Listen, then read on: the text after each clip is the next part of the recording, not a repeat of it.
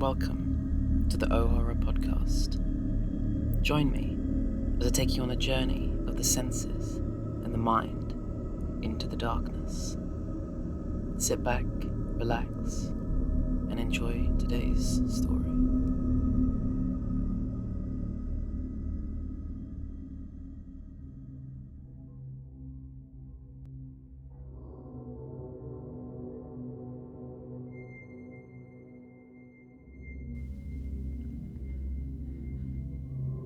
Scary stories to tell in the dark. Pioneers used to entertain themselves by telling scary stories. At night, they might gather in somebody's cabin or around a fire and see who could scare the others the most. Some girls and boys in my town do the same thing today. They get together at somebody's house, they turn off the lights and eat popcorn and scare one another half to death.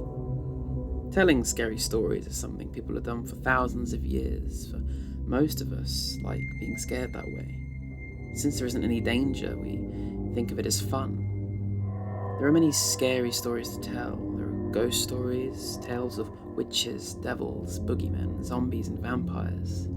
There are tales of monstrous creatures and of other dangers. There are even scary stories that make us laugh at the scariness. Some of these tales are very old, and they are told all around the world, and most have the same origins.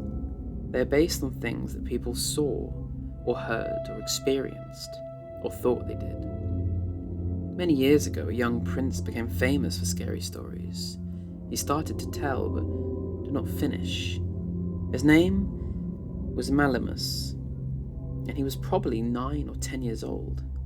William Shakespeare told about him in The Winter's Tale. It was a dark winter's day that his mother, the Queen, asked him for a story. "A sad tale's best for winter," he said. "I have one for sprites and goblins." "Do your best to frighten me with your sprites," she said. "You're powerful at it." "I shall tell it softly," he said. "Yon crickets shall not hear it." And he began. "There was a man dwelt by a churchyard." But this was as far as he got. For at that moment, the king came in and arrested the queen and took her away. And soon after that, Malleus died. No one knows how he would have finished the story. If you started as he did, what would you tell? Most scary stories are, of course, meant to be told.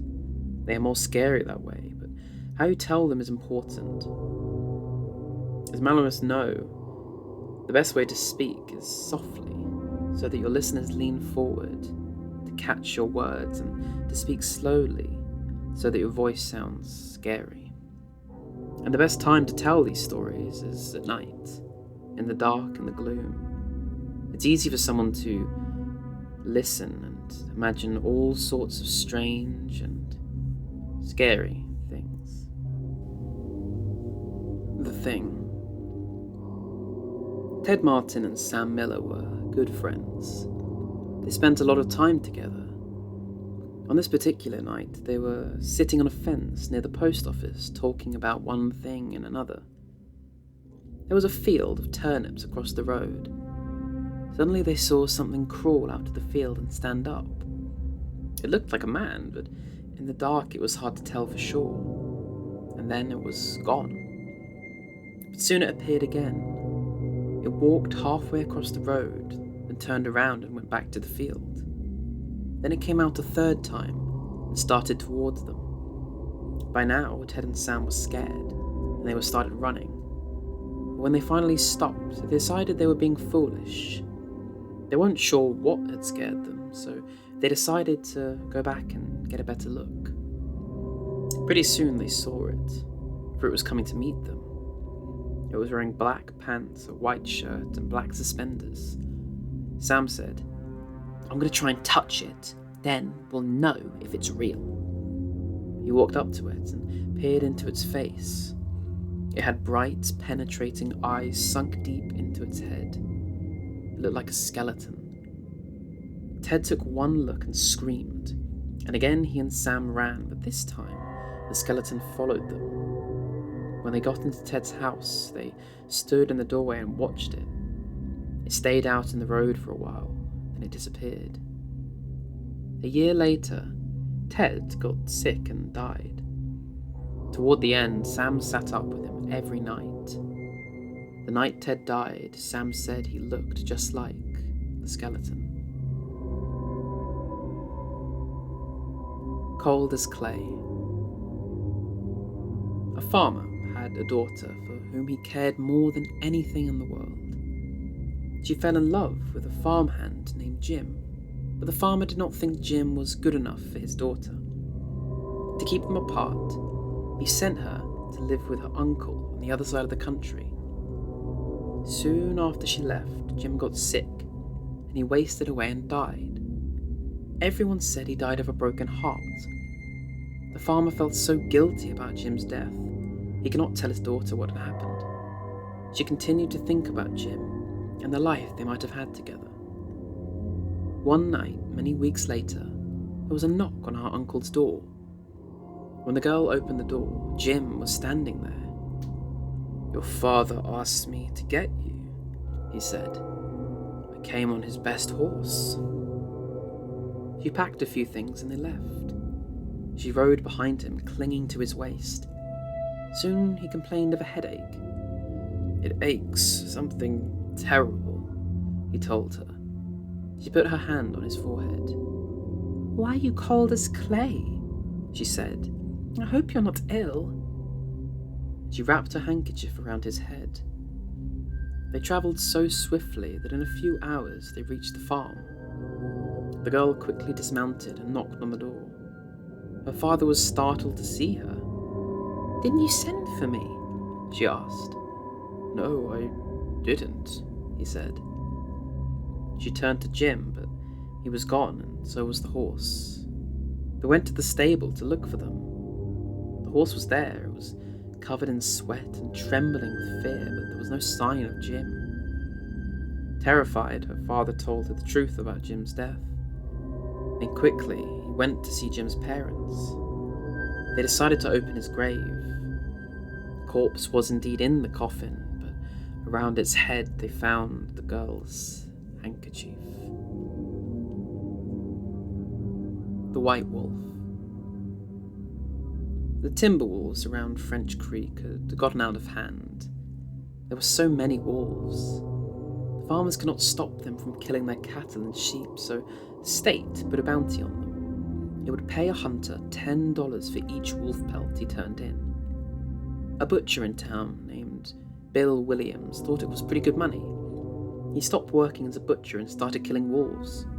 He was good at it. Every year, he killed over 500 of them. That came to more than $5,000. It was quite a bit of money in those days. After 4 or 5 years, Jim had killed so many wolves there were hardly any left in the area. So he retired, and he vowed never to harm another wolf because wolves had made him rich. Then one day, a farmer reported that a white wolf had killed 2 of his sheep. He had shot at it and hit it, but the bullets didn't have any effect. Soon, that wolf was seen all over the countryside, killing and running, but nobody could stop it. One night, it came into Bill's yard and killed his pet cow. Bill forgot about his decision never to harm another wolf. He went into town the next morning and bought a young lamb for bait. He took it out into the hills and tied it to a tree. Then he backed off about 50 yards and sat down under a tree. With his gun in his lap, he waited. When Bill didn't come back, his friends started looking for him. Finally, they found the lamb. It was still tied to the tree. It was hungry, but it was alive. Then they found Bill. He was still sitting against the other tree, but he was dead. His throat had been torn open. There was no sign of a struggle. His gun hadn't been fired. There were no tracks in the soil around him. As for the white wolf, it was never seen again. The Haunted House. One time, a preacher went to see if he could put a haunt to rest at a house in his settlement. The house had been haunted for about 10 years. Several people had tried to stay there all night, but they would always get too scared out and run from the haunt. So, this preacher took his Bible and went to the house, went on in, built himself a good fire and lit a lamp. There, he sat reading the Bible.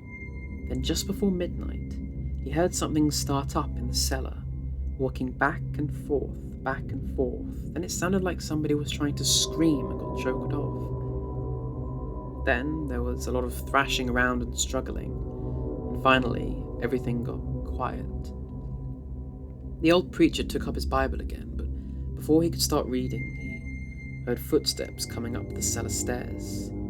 He sat watching the door to the cellar, and the footsteps kept coming closer and closer. He saw the doorknob turn, and when the door began to open, he jumped up and hollered, "What do you want?"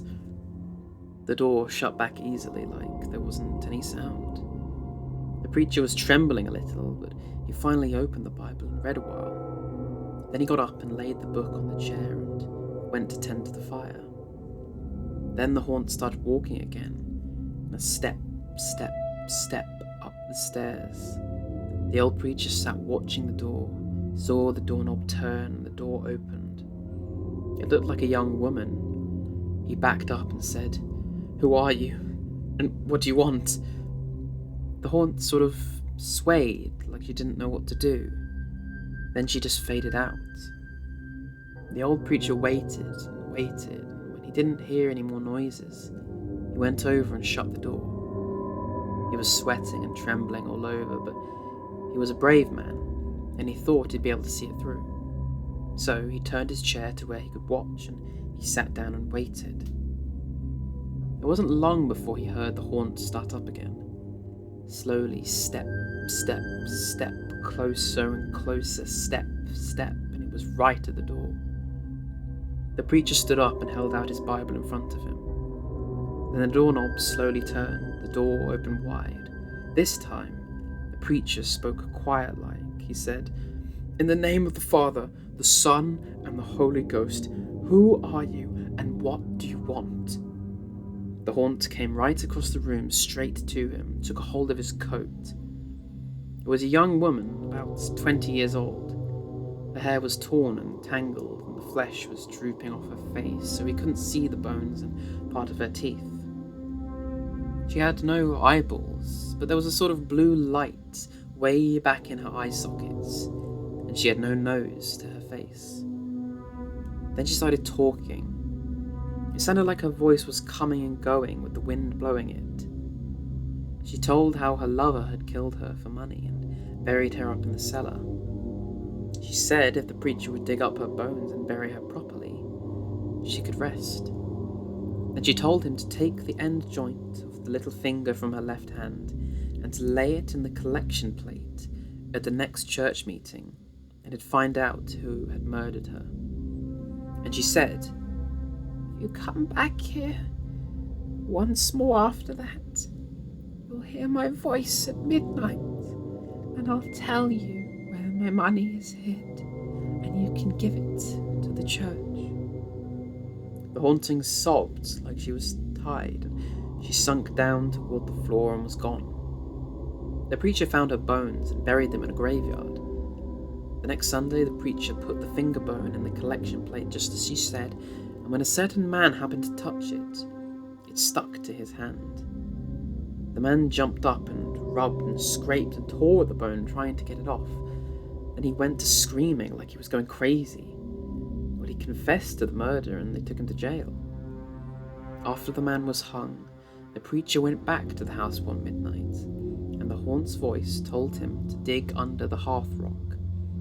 He did, and he found a big sack of money, and where the haunt had held onto his coat, the print of those bony fingers was burnt right into the cloth. It never did come out. The guests. A young man and his wife were on a trip to visit his mother. Usually they arrived in time for supper, but they had gotten a late start, and now it was getting dark. So they decided to look for a place to stay overnight and go on in the morning. Just off the road, they saw a small house in the woods. Perhaps they would rent rooms, the wife asked, so they stopped. An elderly man and a woman came to the door. They didn't rent rooms, they said, but they would be glad to have them stay overnight as their guests. They had plenty of room and they would enjoy the company. The old woman made coffee and brought out some cake, and the four of them talked for a while. Then the young couple were taken to their room. They again explained that they wanted to pay for this, but the old man said he would not accept any money. The young couple got up early the next morning, before their hosts had awakened. On a table near the front door, they left an envelope with some money in it for the room. Then they went off to the next town. They stopped in a restaurant and had breakfast. When they told the owner where they had stayed, he was shocked. "That can't be," he said. "That house burned to the ground and the man and the woman who lived there died in the fire." The young couple couldn't believe it, so they went back to the house, only now there was no house. All they found was a burnt-out shell. They stood staring at the ruins, trying to understand what had happened. Then the woman screamed. In the rubble was a badly burnt table, like the one they had seen by the front door. On the table was the envelope they had left that morning. A new horse. Two farmhands shared a room. After a while, the one who slept near the door began to feel very tired early in the day. His friend asked what was wrong. "This awful thing, it happens every night," he said. "A witch, she turns me into a horse and rides me all over the countryside." "I'll sleep in your bed tonight," his friend said. "We'll see what happens to me." About midnight, an old woman who lived nearby came into the room. She mumbled some strange words over the farmhand, and he found he couldn't move. Then she slipped a bridle on him, and he turned into a horse. The next thing he knew, she was riding him across the fields at breakneck speed, beating him to make him go even faster. Soon, they came to a house where a party was going on. She hitched him to a fence and went in. While she was gone, the farmhand rubbed against the fence until the bridle came off, and he turned back into a human. Then, he went into the house and found the witch. He spoke those strange words over her, and with the bridle he turned her into a horse. Then he rode her to the blacksmith and had her fitted with horseshoes, and after that, he rode her to the farm where she lived. "I've got a pretty good filly here," he told her husband, "but I need a stronger horse. Would you like to trade?" The old man looked over her and said he would do it. The farmhand picked out another horse and rode away. Her husband led this new horse to the barn. He took off the bridle and went to hang it up. But when he came back, the new horse was gone. Instead, there stood his wife, with horseshoes nailed to her hands and feet. Alligators. A young woman in a town married a man from another part of the country. He was a nice fellow, and they got along pretty well together. There was only one problem. Every night he'd go swimming in the river. Sometimes he would be gone all night, and she would complain about how lonely she was. This couple had 2 sons. As soon as the boys could walk, their father began to teach them how to swim, and when they got to be old enough, he took them swimming in the river at night. Often they would stay there all night long, and the young woman would stay home all by herself. After a while, she began to act in a strange way, at least that is what the neighbours said. She told them that her husband was turning into an alligator, and that he was trying to turn the boys into alligators too. Everybody told her there was nothing wrong with a man taking his son swimming. That was a natural thing to do. When it came to alligators, there just weren't any nearby. Everybody knew that. Early one morning, the young woman came running into town from the direction of the river. She was soaking wet. She said a big alligator and 2 alligators had pulled her in and tried to take her to make her eat a raw fish. They were her husband and her sons, she said, and they wanted her to live with them, but she had gotten away. Her doctor had decided she had lost her mind and had her put in a hospital for a while. After that, nobody saw her husband and the boys again. They just disappeared, but now and then a fisherman would tell about seeing alligators in the river at night. Usually it was 1 big alligator and 2 small ones, but people said they were just making it up. Everybody knows there aren't any alligators around here. Room for one more. A man named Joseph Blackwell came to Philadelphia on a business trip. He stayed with friends in the big house they owned outside the city. That night, they had a good time visiting, but when Blackwell went to bed, he tossed and turned and couldn't sleep. Sometime during the night, he heard a car turn into the driveway. He went to the window to see who was arriving at such a late hour. In the moonlight, he saw a long black hearse filled with people. The driver of the hearse looked up at him. When Blackwell saw his queer, hideous face, he shuddered. The driver called to him, "There's room for one more," and he waited a minute or two, and he drove off. In the morning, Blackwell told his friends what had happened. "You were dreaming," they said. "I must have been," he said, "but it didn't seem like a dream." After breakfast, he went into Philadelphia. He spent the day high above the city in one of the new office buildings there. Late in the afternoon, he was waiting for an elevator to take him down to the street. But when it arrived, it was very crowded. One of the passengers looked out and called to him. "There's room for one more," he said. It was the driver of the hearse. "No thanks, I'll go the next one," said Blackwell. The doors closed and the elevator started down. There was shrieking and screaming, then the sound of a crash. The elevator had fallen to the bottom of the shaft. Everyone on board was killed. The Wendigo. A wealthy man wanted to go hunting in parts of northern Canada where few people had ever hunted. He travelled to a trading post and tried to find a guide to take him, but no one would do it. It was too dangerous, they said. Finally, he found a man, an Indian, who needed money badly, and he agreed to take him. The Indian's name was Defago. They made camp in the snow near a large frozen lake. For 3 days they hunted, but they had nothing to show for it. The third night, a windstorm came up. They lay in their tent listening to the wind howling and the trees whipping back and forth. To see the storm better, the hunter opened the tent flap. What he saw startled him. There wasn't a breath of air stirring, the trees were standing perfectly still. Yet he could hear the wind howling, and the more he listened, the more it sounded as if it were calling Defago's name.